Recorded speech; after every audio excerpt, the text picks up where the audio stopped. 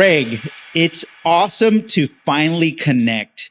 You've been one of the voices I followed for years, many years, and I appreciate you jumping on. Now, in terms of voices, I mean SEO. You get it, you've got it. You've always been in auto retail, the go-to guru on that. So I appreciate you jumping on. I wanted today's call to be a real conversation, not a pitch, not fluff, just helping us guide dealers on what's actually true when it comes to SEO, content, and AI. Welcome to What the Prompt. I'm Michael Rodriguez, your host. Greg, now, of course, I know who you are. Can you introduce yourself to our audience? Yeah, hey, I am the Chief Operating Officer at SearchLab Digital. I am pretty prevalent in the automotive industry just because for years I worked at agencies that only worked with car dealers. So for 13 years of my career, I just did automotive SEO, and we still do a lot of work with dealers, although we work with other industries as well. And I speak at every automotive event. I have spoken at every automotive event for the last 10 years. I also speak at SEO conferences all over the world. I literally just 2 days ago got back from doing a conference in Thailand, so I'm a little bit loopy and jet lagged today. But yeah, I speak at conferences and I do SEO stuff. At the end of the day, audience, Greg knows his stuff. He knows what he's doing. Now, I almost want to apologize to the audience for how slow I was at actually presenting one of the foundational blocks when it comes to our dealerships. Our dealerships aren't just random systems and pieces we bolt on, but your digital footprint is everything. Let's just call it what it is.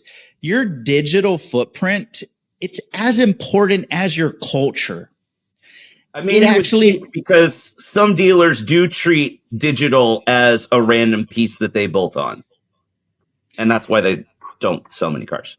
Now, what can be said is maybe they just don't understand.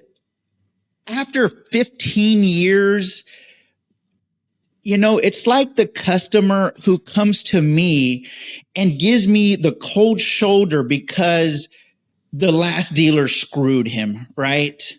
Now, as somebody who also owns a digital agency, SEO is the long game. SEO is the marathon. SEO is not the sprint. We in auto love instant gratification. That's why we love selling cars, because you could be there twiddling your thumbs one day and kapowie, you just sold you a car. I personally, my journey to auto started with tech, open source alliances. Afterwards, I went to a tech company in Austin, and our sales cycle was 2+ years just to get a contract. That was my last job before getting into auto. I went to auto and I went from a 2-year sales cycle to instant gratification to instant. I could smell the ether of the car leaving the lot. And I was like, holy cow, I'm hooked. I don't have to schmooze. I don't have to go to conferences. I don't have to send emails, text messages over years on years of building a relationship just to close a deal. Yeah. Now I'm at Kapowie. I just sold a car. And that's my experience. I'm not going to say it's every dealer's experience. Now, of course, I'm a car salesperson. Car dealers, a bit different role, but there's still that instinct there. SEO is not quick. So that's what I'll get with that. Greg, everywhere I look right now, people are talking about AI, SEO, ChatGPT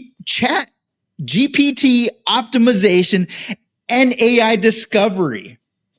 I'd love to unpack what's real, what's hype, and what dealers actually need to know before they get burned. How much time do we have? Yeah, it really chaps my hide. I mean, on one side, I do respect the hustle of the people that are like, hey, there's this new thing out here. And I think if I could go out and sell services related to this thing, I can make some money. There's some money to be made. Okay, cool. I respect that hustle. The thing that bothers me is they're selling snake oil. They are selling smoke and mirrors. They are selling something that doesn't work, but they're banking on the fact that dealers are not smart enough to figure out that it doesn't work. And unfortunately, there are a lot of dealers out there that want the new shiny thing. It's the squirrel, kind of a thing. And it's the new shiny thing, and they all want it, and they think it's amazing. And of course, because dealers are always looking at new things, dealers are all really actively using ChatGPT or Perplexity or Gemini or whatever model they want to use.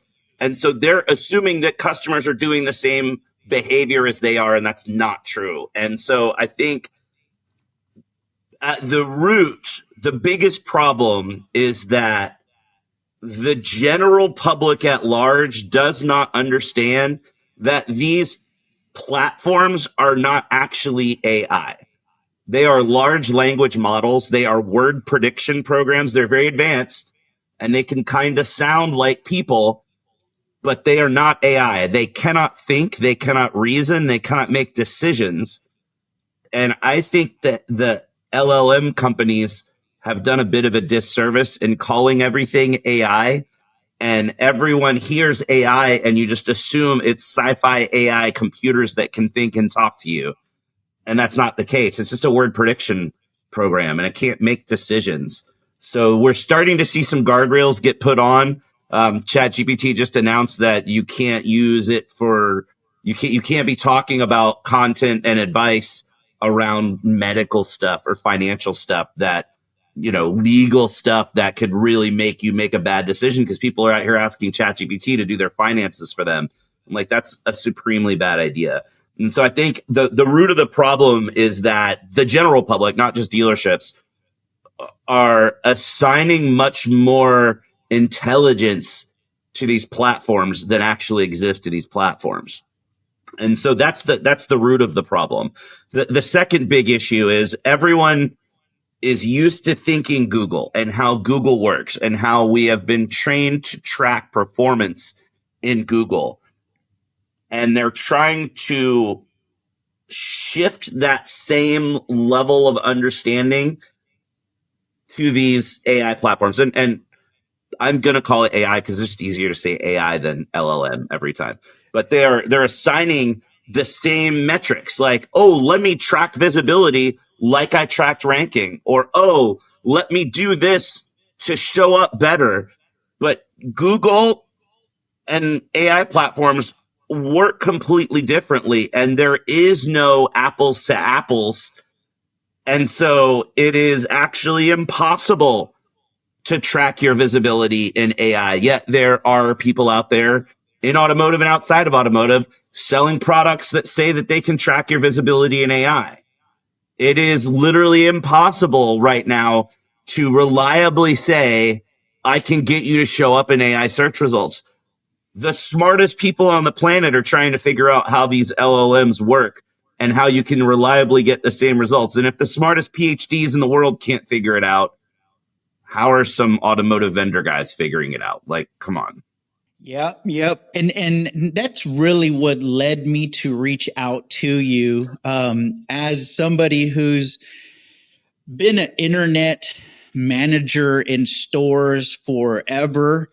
I feel SEO is my lifeblood. Keywords are my life. Technical SEO is my lifeblood. I feel that way because I was formed that way being in auto retail as that internet director. It was just something you must be aware of. And Sure.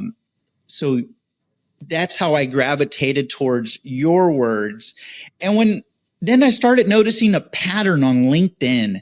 Those, I have 8 automations that can create SEO, get you on first page in an LLM. And I started notice this pattern of repeatable rinse and repeat post. And I messaged you and I was like, is this real? And I'm grateful that you have opened up your calendar for the audience, because this is really big. This is bigger. This is as big as culture. And if you can't see that with your lenses, please adjust. Just adjust your lens and hear truth. It's almost like that customer where I am so far in on my deal that I'm like negative 6,000. And I'm like, dude, I could have the cure to cancer right now, and I'm giving it to you, and you still won't believe me. Yeah. This is one of those moments where you must be open, keep your eyes open. If you have questions, reach out to Greg. That's what he's here for. Okay. How much of what dealers call SEO is actually content marketing, and how much is true technical SEO? I mean, it depends which dealer you're talking to. Pretty much in automotive, there are very few people that actually do technical SEO. Part of that is because we're on this proprietary website platform path that automotive decided to go down years ago. And, there's Dealer Inspire and one or two others that use WordPress, but everybody else has these proprietary platforms. And usually with technical SEO, you are making technical improvements to the website so that it performs better, because you're talking about a single website. Well, you can't do that when you're on a platform that is serving thousands of dealers, because you can't make a change just to one site. You have to make the change platform wide, and those vendors are not going to allow each SEO person to come in and make these individual changes. So you're fairly limited as to what you can do with technical SEO. How much of it is content marketing? I mean, content marketing really is a subset of SEO, so it's not really a separate thing. But I wouldn't even say that most of what dealers do is content marketing, because most of what dealers do is, let's shovel a bunch of BS content and put it on our site and call it a day. But there's no real strategy behind it other than, let's put a bunch of content out. I mean, hell, there's vendors in automotive that sell their SEO service on the fact that you get 20 pages of content a month, because that sounds great. And it sounds like you're getting more than everybody else. But what's the strategy there? Like, how can you, without having looked at my website, tell me that I need 20 pages of content a month, right? Because that means at the end of the year, you've added 240 pages to my website. Okay, why? Other than to add more content. Because one of the things that people don't understand is it's not just about adding content. It's about adding quality content that answers the questions that your customers are asking. Throwing up 15 posts about the F-150 trim levels is pointless, right? And another thing that I always like to try to open people's eyes about is, you would think, let's say you're selling Chevys, right? And you're at one of the biggest Chevy dealers in the country, or maybe the biggest, right? If you already rank really well for Corvette, you don't need to put more content on your site about Corvette, because you already rank for it. You've already got visibility for it. Adding more content actually dilutes the signal and makes you less of an authority. So if you were in a town where you were the only GM dealer in town, you wouldn't need any GM content on the site, because you're the only option that Google can display if someone's looking for a GM dealer. Yet all of these vendors in automotive are just going to run the same playbook and start churning out the same BS content that they churn out to every other dealer. So again, there is no strategy behind it. So with no strategy behind it, it's not even content marketing. It's just shoveling crap. So it's very rare to find anyone within the automotive realm that truly knows how to do SEO the right way. everyone's just following this checklist and they're like, oh, this is a Ford dealer. I'm going to do the same stuff I do for every other Ford dealership, especially if we want to rant about the whole OEM approved vendor system. Once you get into the OEM approved list, you're required to give exactly the same service to every dealer that you work with. But a dealer in the middle of nowhere in Iowa needs a totally different approach to SEO than a dealer in a crowded market like Dallas or Chicago or LA. Right. So the state of SEO in automotive is actually really, really bad. We just did this massive report, the biggest automotive SEO report ever done. We released it like a month ago, and it just shows that dealers just are not paying attention to the things that really matter because they're all using these crappy vendors that don't understand what SEO is. I mean, heck, I would think if I was running an agency in automotive that I would either myself or send people on my team to conferences. You know, I would go to these conferences, not in automotive, outside of automotive, to an SEO conference to learn about the latest and greatest best practices, to make sure that I'm doing the right things for my clients. And I'll tell you what, I speak at every SEO conference in the United States. I don't ever see anyone from any automotive companies there. Not to say they're not there. Maybe they're there and they're not just saying hi, or they're just not saying hi. Right. But every once in a while, I'll be at a conference and somebody will come up to me. Like I took a funny picture years ago with some people from Naked Lime at a conference, and they had an extra shirt, and I put it on and sent it back to the team at Dealeron, and they were like, "Oh my God, what's going on?" But you know, realistically, there are not people going to conferences outside of automotive to learn how this stuff works. So how do you expect to work with a vendor that knows the latest and greatest strategies and tactics if that vendor's not themselves learning and they're running the same playbook they've been running for 10 years? Spoken great. I was at the AI conference in San Francisco. I felt like I was the only car guy there. It literally is called the AI conference.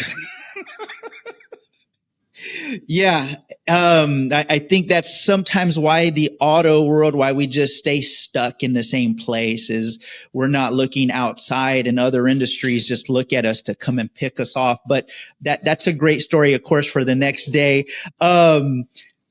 When, let's say, vendor A pitches 20 pages times 1,000, are what you saying is that the uniqueness is being killed?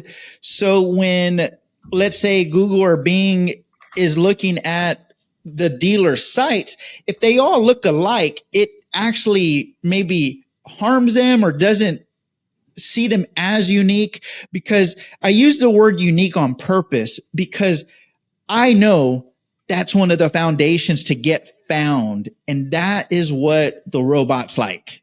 Is that what you would say? It's not just that it's unique, because let's look at fixed ops as a great example. Every dealership, regardless of what brand they sell, has a service department. Now, if we're talking brands, okay, Ford's different than Chevy, that's different than Mercedes, that's different than Volvo or whatever. So we can get into the aspects of unique there a little bit easier, because you can say, oh, well, the brand's different, I need different content. Everybody has a service department though, right? So everybody's got to have an oil change page, a tire rotation page. I like to use Fixed Op as an example because it's where most dealers really don't pay attention to SEO, and it's a huge business center for the dealership. So if everybody needs an oil change page, I can write an oil change page. The concept is we can do an oil change for your car, and that's an important maintenance aspect of owning a vehicle. But I can write that page so that it is unique. If you run it through a content grading tool, it will say, yeah, this is 100% unique. No one has ever written this page of content before. But it's the same concept, right? So it's not that it's just unique in that it's not duplicate of another thing, but it's duplicate of a concept that there's easily 50,000 pages in the US alone about dealerships doing oil changes. So an important concept to think about is something called information gain. And information gain is the concept that your content offers something that the rest of the corpus of content does not offer. You are providing additional details, additional information that can't be found on other sites. And this is what the search engines want to see. And this is what the LLMs want to see as well. So it's about thinking beyond, I just need to throw up all the stuff on my site that my competitors have. and it's thinking, people tend to get stuck in this box of thinking of SEO as, what do I do to show up better in Google? And that's not really the right way to think about it. The right way to think about it is, what do I do to make my website better for my customers? Because the things that you do to make the website better for your customers end up being the same things that you do to make your website show up more often in searches for Google or for AI searches. So when you're just throwing up content and you're not thinking about the customer journey, what are the questions that somebody's going to be asking? Now, you've got these brand loyal customers that are always going to drive GM or always going to drive Ford. You're not worried about those. You're worried about the people that don't really care what brand they want, don't really know what kind of car they want to get, but they know they need to get a new vehicle, or they need to get a new for them used vehicle. You have to think about the questions they're going to be asking and answer those questions on the site to lead them down the path to purchase. Because another thing that people tend to forget, people don't decide that I'm going to buy a car and get down and type something into Google and go to the very first dealership that they find and buy a car. A car is, for most people in the world, the second most expensive purchase they're going to make in their lifetime. They're going to do a lot of research before they buy that vehicle. Heck, they're going to do a lot of research before they get far enough down the funnel to convert and send their information to the dealership through a chat or a lead form or an email or phone call or whatever. The most recent data that we have from Google said that the average new car buyer in the US conducts, on average, 27 separate sessions of research before they submit a lead or show up at the dealership. Now, that doesn't mean they're going to your site 27 times. That just means on 27 separate occasions on average. So sure, some people are less, but just as many people are more. 27 average sessions of I'm sitting down doing research and asking questions. Then I'm going to come back and ask more questions later. Then I'm going to come back and ask more questions later. And after an average of 27 times, I have narrowed it down to, all right, I am interested in buying a vehicle of this make and model and trim. And I think I'm going to buy from this dealership, because it's also not just I need to buy a Chevy. It's I need to buy a Chevy in my area. Where do I want to buy from? Who has the best price? Who has the best reviews? Who treats customers the best? Who doesn't make me come in and sit in the finance department for 3.5 hours where they're trying to sell me add-ons that I know I don't need? So you're going to ask all these questions before you decide to commit. And so those are the things that you need to be thinking about and answering on your site, instead of the whole, hey, we have the new F-150 and here are the 5 colors that you can buy it in, which is like garbage content. So AI's real impact from your seat, how do you see AI actually changing the search experience? Great question. So AI is changing the search experience because it's changing the way that customers search for things. In the past, it's typically been keyword pairings. So you would be like, new Camaro, new F-150, new G-Class Mercedes, whatever. You're looking for keywords. So it would be new Chevy truck, Dallas. Now it's, I need a new pickup truck that is going to be red or blue in the Dallas area between this price range, that has this towing capacity because I have an RV and a boat and I want to be able to tow those. So which would be the best one for me? That's also going to be a good day-to-day driving car. Like, that's the sort of stuff that people are asking now. It's much more conversational. It's not just a few keywords strung together. It's an entire 2 or 3 sentence query, which means there's no way you can track that in AI. Like, people are like, we could track your visibility in AI. Okay, cool. How are you going to know how people are going to search? The other thing about it is, if you ask the same prompt to ChatGPT 5 times, you get 5 different answers. So how am I supposed to track your visibility as a dealership when ChatGPT is not even giving the same answer to the same person? But I got sidetracked there. Back to it, though. It's really a change in fundamentally the way that people are searching online. It's also changing in that a lot of the busy work and research becomes a little bit easier for people, because you can have a conversation with the LLM. Now, it's not intelligent, but it does understand language. So you can ask a big, long question, and it's typically going to understand most of the elements of that and give you something back. So your research is a little easier. And I mean, let's face it, a lot of the content that was out there is garbage. Like we mentioned earlier, it's just dealers throwing up garbage content or vendors throwing up garbage content. So now if I am trying to buy a new car, I have to wade through the massive piles of horse pucky to try to figure out what the answers are to my question. And you got to just, look at what the search results page looks like in Google now. You do a search, you get the AI overview at the top. Mm-hmm.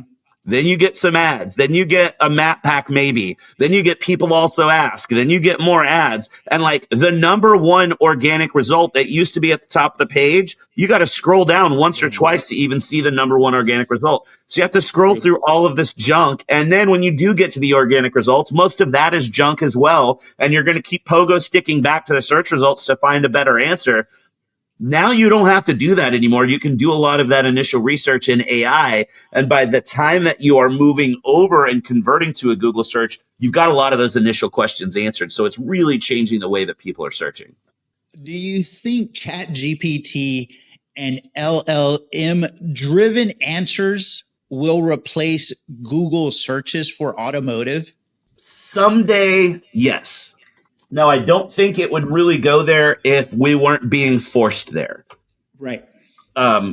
Google is going to, you have the option to go to AI mode in Google right now. Mm-hmm. I don't think that is long for this world. I think that at some point in the probably near future, maybe even next year, AI mode will be the default.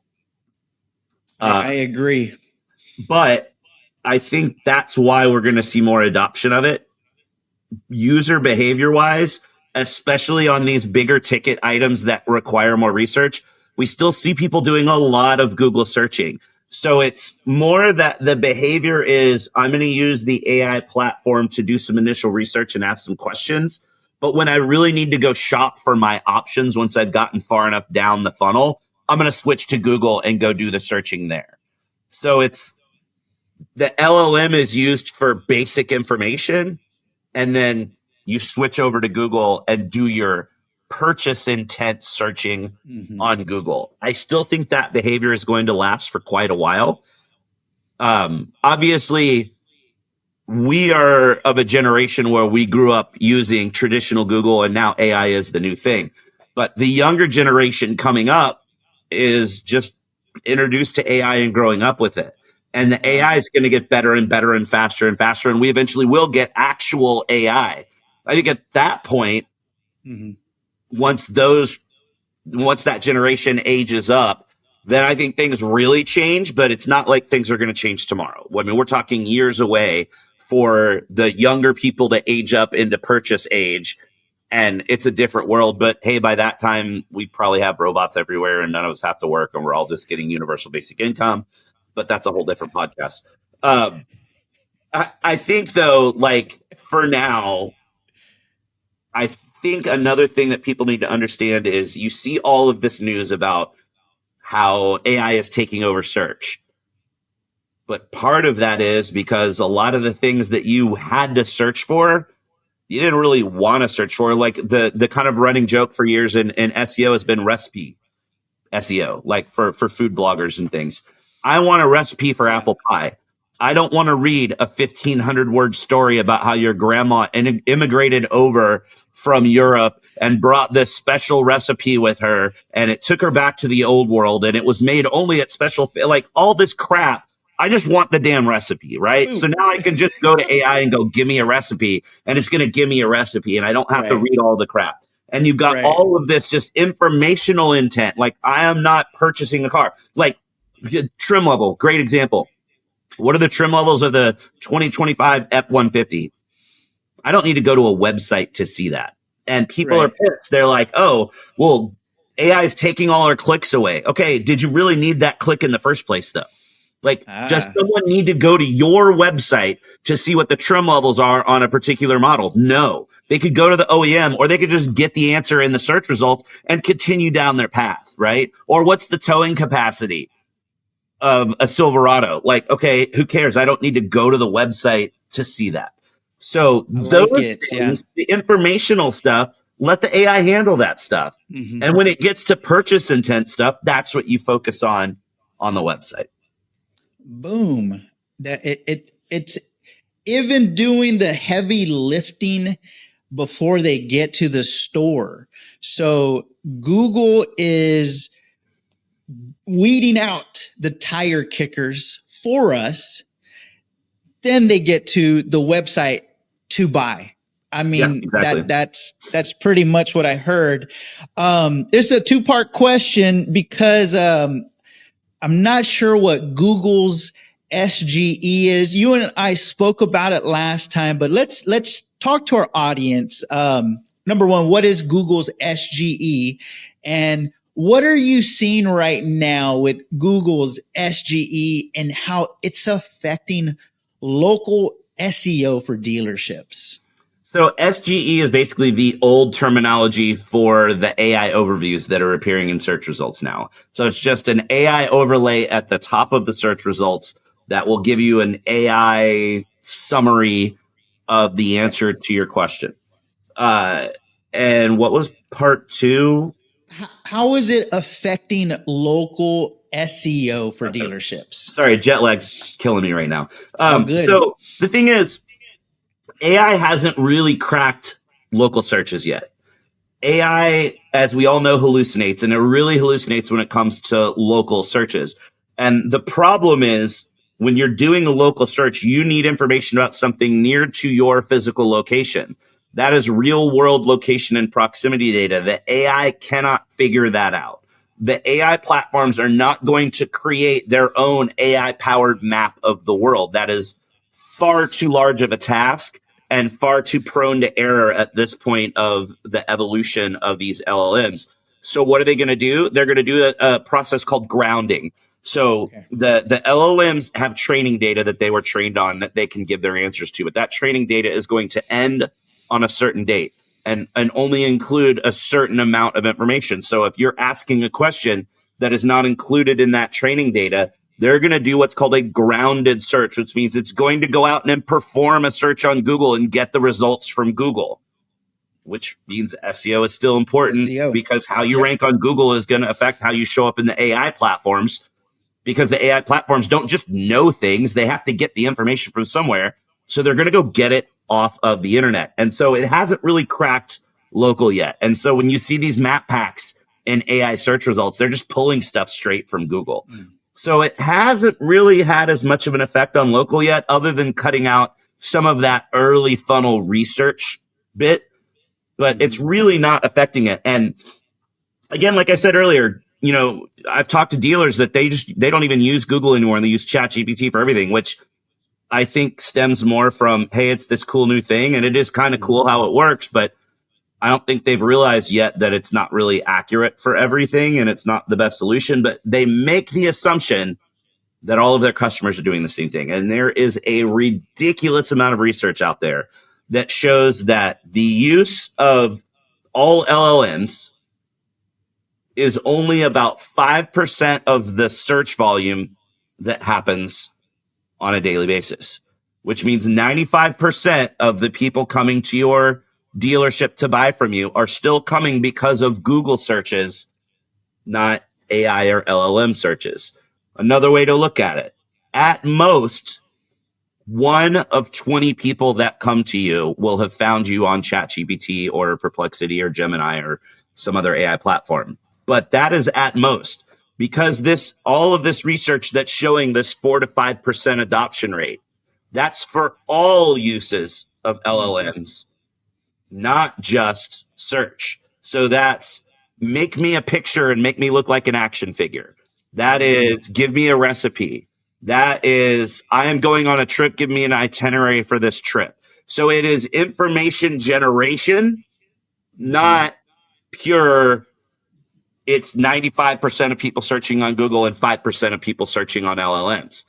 The people actually searching on LLMs is a smaller percentage of that 5%.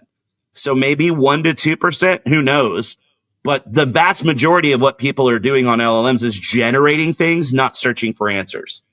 So at most, 1% to 2% of people are coming to find you. So I'm not trying to say it's not happening. You will get leads from ChatGPT as a dealership, but they're probably 100x more leads on Google. And the big problem is all these dealerships that are quitting SEO to go all in on AI or LLM marketing when there's no reliable way to even get a dealer to show in a search result in LLMs.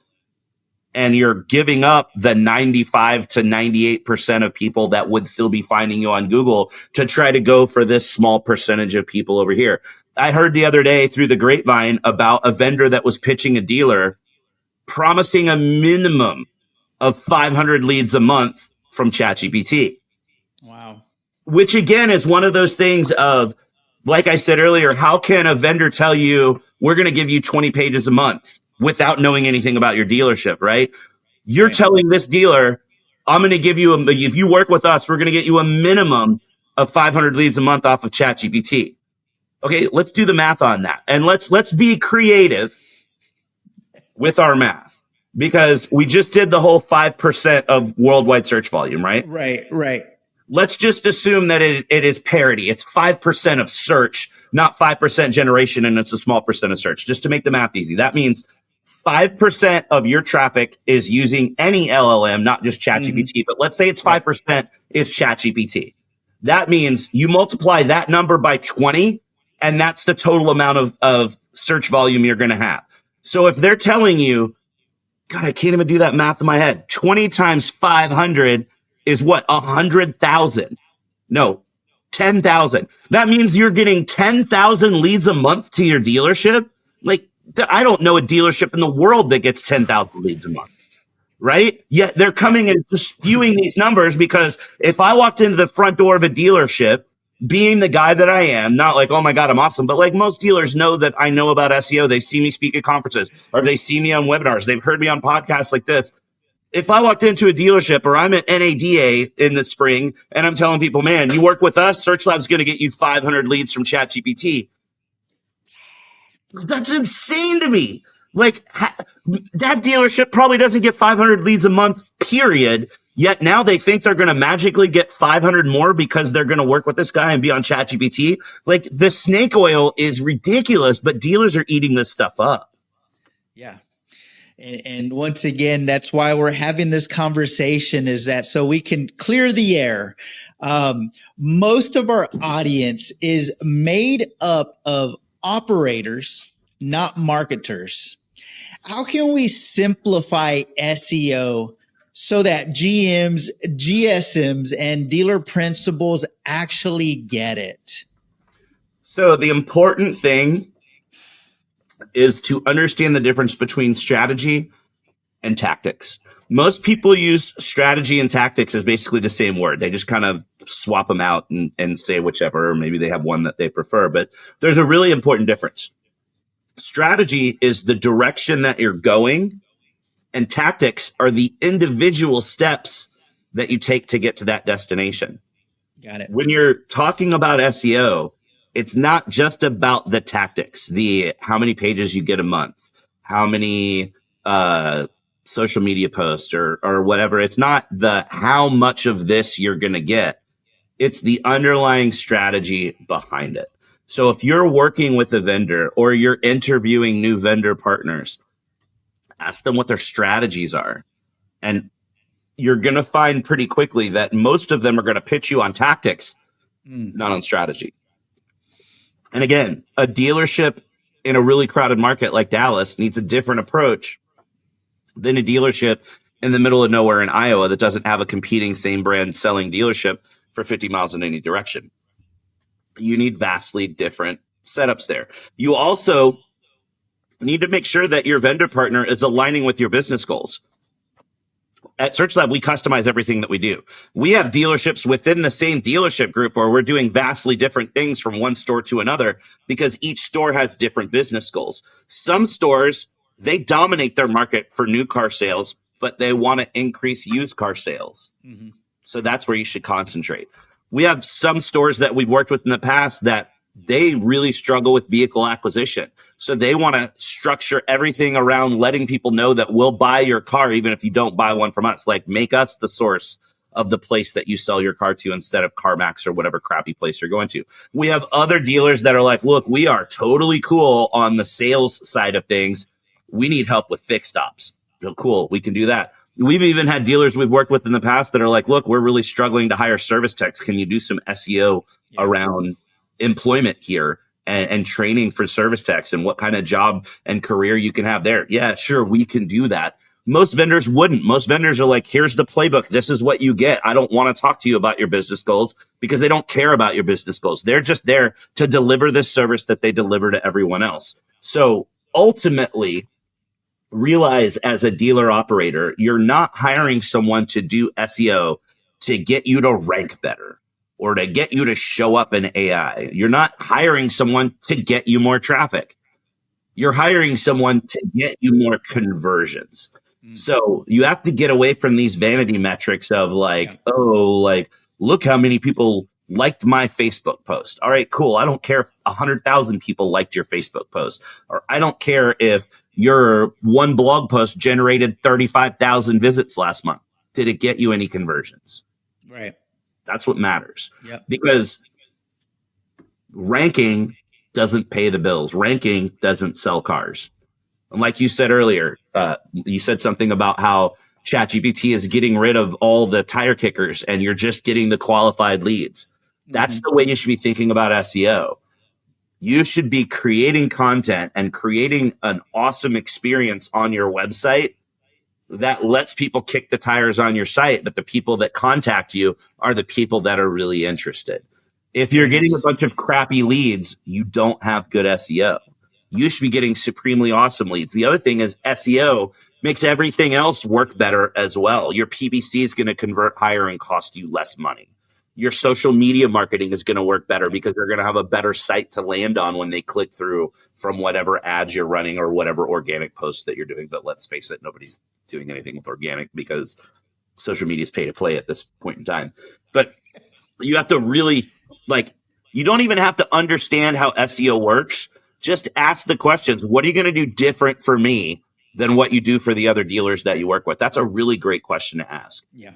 Because if they're going to say, oh, I don't really have to do anything different because you're a GM dealer and I know how to do GM, so that's what we do. Okay, move on to the next guy, right?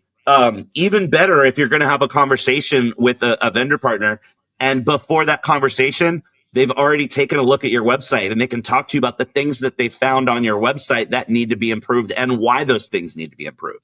Because a lot of these vendors, they're just going to show up and give you the same slide presentation pitch deck that they give to every dealer that they work with. And, ask these agencies, how is their team staying up to date on current best practices? What are they doing? So it's asking the right questions to understand the knowledge level of the vendor partner that you're working with instead of understanding everything about SEO, because that's incredibly complex and you don't want to do that. But if you ask some of these leading questions, you can figure these things out. Ask anyone if they have a Google Business Profile product expert. So what that is, Google has community support forums for every product out there. And so if someone goes and participates on the forum and answers questions on the forum on a regular basis, they get invited into the product expert program, which means Google has endorsed that person's knowledge so that they get a little badge when they answer a question. You see somebody that answered the question has the badge that Google has endorsed their knowledge, and you can trust that person's answer. You would think that all of these vendors would go out and be a product expert so that they could use that in their marketing of like, hey, we're a product expert on the GBP forum. Plus you learn more about how that element of Google works and you get some inside knowledge. And if you escalate in level to at least the gold level, you get to sign an NDA with Google and have a weekly call with the Google Business Profile team. Like, that is hugely beneficial if you're an agency person trying to work with any business out there. Yeah. And are there any product experts in automotive? Yes. There's one, and it's me. Nobody else does it. Nobody else goes to conferences. So you can ask some of these leading questions, and just because somebody goes to conferences doesn't mean that they're the partner you need to work with. So I'm not saying it that way, but you want to find a partner that is going to treat you as a partner and not just as another dealership that they're making money off of. They should be as vested in the success of the digital campaign as you are. You care because you're spending this money, you want ROI. And that money that you're spending isn't to get somebody to rank or to get somebody to show up in AI. That money that you're spending is to increase your conversions. You want more people raising their hand saying, I'd like to talk to you about getting my car serviced or buying a car from you. Yep. That's the ultimate goal. So Simple as how that. are these vendor partners going to do that for you? And when you start asking these kind of more pointed questions about strategy, that's where you can kind of uncover the guys that just run the same cookie cutter playbook versus the guys that actually know what they're doing and they're going to do something beneficial for you. So I love that, Greg. The thing I'm hearing loud and clear is SEO isn't dead. It's evolving. And most dealers are being misled by people trying to sell shortcuts. There's a saying in the auto business, shortcuts lead to pay cuts. Well, Greg, I appreciate everything that you've brought towards our audience today. How do folks get access to your Google search results playbook? I forgot what you called it. I'd like to have a link. Man, I'm way too jet lagged to remember the URL off the top of my head. So let's do this. If you're listening or watching and you want a copy of this automotive SEO report, that's the biggest SEO study that's ever been done in automotive, pop me an email. I would be happy to send it over to you. My email is just greg@searchlabdigital.com. So if you just pop me an email, I will and say, hey, I want a copy of the report, I will send it back to you. Very cool. And then we'll work that out. Now, audience, if this episode has at least, helped you step back and nudged you to give another thought for your SEO, because I'll be real, I feel with this whole AI thing, all of us, including me. I mean, I got a stinking podcast over AI. So let's just be real, right? We need to make sure this SEO, technical SEO, maintains part of the foundation. When we think about culture, when we think about customer experience, when we think about the foundational areas, the blockings, the tackles, the basics, this must be front and center still, because the LLMs are just getting the information from the foundation. It's still the same idea. It's intensifying it faster is all it's doing. There's no shortcut. You can't, not yet anyway. They haven't done that yet where you can, and maybe they will. Everything's going pay to play. Like Greg said about social. I post on LinkedIn and it is pay to play. Let's call it what it is. Maybe the higher powers will create something you pay to get injected in the LLMs, but we're not there yet. And not only that, it still needs to be part of your strategy. One of your pillars, SEO, SEM, social, website, reputation management. It's still one of the top digital marketing pillars. So just stay focused on that. We are officially a partner with SearchLab Digital. So we're super excited. Reach out to me. Let me connect you with Greg. If you have any questions, if you need me to be a gatekeeper first before we get to Greg, get to me. I've had a digital agency for 20 years. I get it. I understand this. But we'll have the Greg's information in the description. Greg, if somebody just wants to reach you, and how would they do that? The easiest thing is just my email, greg@searchlabdigital.com. Also LinkedIn. I'm fairly active there now. I've kind of migrated away from Twitter because Twitter's a cesspool at this point. Yeah, a lot of people always try to friend me on Facebook, but I don't really use Facebook. So really LinkedIn is the social platform, or just pop me an email. Very cool. And that's it for today. Everybody have a great day, and thank you for watching our show.